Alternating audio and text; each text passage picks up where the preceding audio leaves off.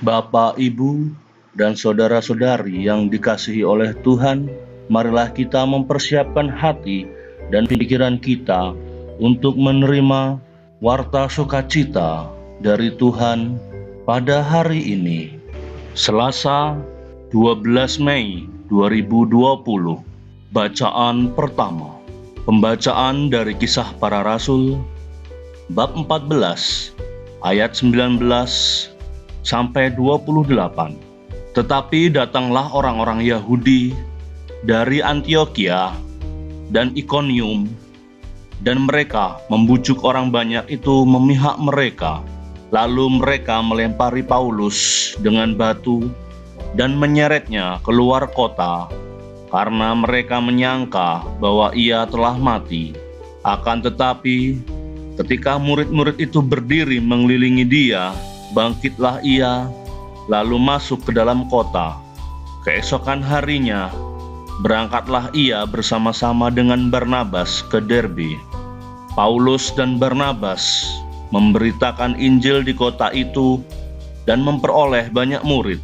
Lalu kembalilah mereka ke Listra, Ikonium, dan Antiokhia. Di tempat itu, mereka menguatkan hati murid-murid itu dan menasehati mereka supaya mereka bertekun di dalam iman, dan mengatakan bahwa untuk masuk ke dalam kerajaan Allah, kita harus mengalami banyak sengsara. Di tiap-tiap jemaat, rasul-rasul itu menetapkan penatua-penatua bagi jemaat itu. Dan setelah berdoa dan berpuasa, mereka menyerahkan penatua-penatua itu kepada Tuhan, yang adalah sumber kepercayaan mereka.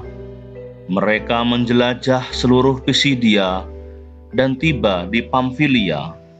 Di situ mereka memberitakan firman di Perga, lalu pergi ke Atalia di pantai. Dari situ berlayarlah mereka ke Antiokhia. Di tempat itulah mereka dahulu diserahkan kepada kasih karunia Allah untuk memulai pekerjaan yang telah mereka selesaikan. Setibanya di situ, mereka memanggil jemaat berkumpul. Lalu mereka menceritakan segala sesuatu yang Allah lakukan dengan perantaraan mereka, dan bahwa Ia telah membuka pintu bagi bangsa-bangsa lain kepada iman. Di situ mereka lama tinggal bersama-sama dengan murid-murid itu. Demikianlah sabda Tuhan. Syukur kepada Allah. Tuhan beserta kita, sekarang dan selama-lamanya. Inilah Injil Yesus Kristus menurut Yohanes. Dimuliakanlah Tuhan. Injil Yohanes bab 14 ayat 27 sampai 31. Damai sejahtera kutinggalkan bagimu, damai sejahteraku kuberikan kepadamu, dan apa yang kuberikan tidak seperti yang diberikan oleh dunia kepadamu. Janganlah gelisah dan gentar hatimu.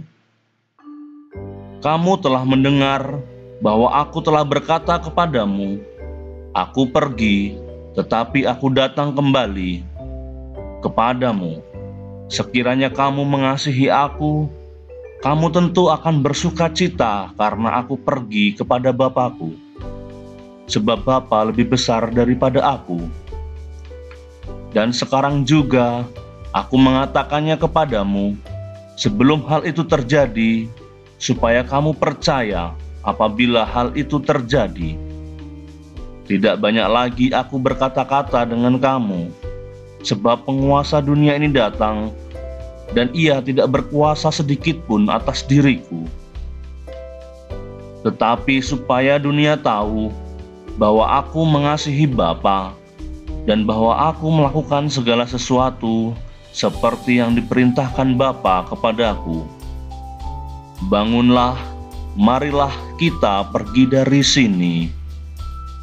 Demikianlah Injil Tuhan. Terpujilah Kristus. Renungan Harian Katolik Selasa 12 Mei 2020. Siapa yang tidak menginginkan kehidupan yang penuh damai, ketenangan, dan kebahagiaan? Seringkali kita merasa gelisah, takut, bimbang, dan merasa tidak damai karena ancaman perang, konflik, kekerasan, perseteruan, iri hati, dendam, dan sebagainya.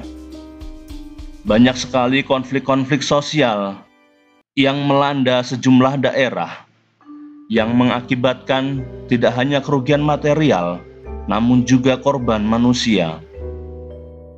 Masyarakat pun dihinggapi rasa was-was, takut, gelisah, dan tidak tentram. Dalam istilah penginjil, semuanya itu adalah ulah penguasa dunia ini, yang di hadapan Yesus tidak berkuasa sedikit pun. Dalam situasi penuh kegelisahan, karena Yesus menunjukkan tanda-tanda hendak meninggalkan para murid untuk hidup sendirian, sebagai kawanan Yesus berkata, "Damai sejahtera kutinggalkan bagimu, damai sejahteraku kuberikan kepadamu, jangan gelisah dan gentar hatimu." Di sini Yesus memberikan sapaan damai yang mampu meneguhkan para murid yang sedang gelisah. Dengan sapaan ini, Yesus hendak menunjukkan cintanya kepada mereka dan meneguhkan mereka bahwa Yesus senantiasa hadir di tengah mereka. Sapaannya menyembuhkan, ucapannya menenteramkan. Seperti halnya para murid, kita juga dipanggil untuk hidup dalam kedamaian kasih Yesus. Namun Yesus juga menyatakan, "Damai yang kuberikan tidak seperti yang diberikan oleh dunia kepadamu." Kedamaian yang ditawarkan dunia adalah kedamaian hidup yang tanpa masalah. Namun tawaran ini sesungguhnya semu semata, karena tiada kehidupan dunia ini yang lepas dari masalah. Dunia di sekitar kita banyak menawarkan solusi untuk bisa hidup tanpa masalah, tetapi sedikit yang menawarkan bagaimana hidup tegar menghadapi dan menyelesaikan masalah.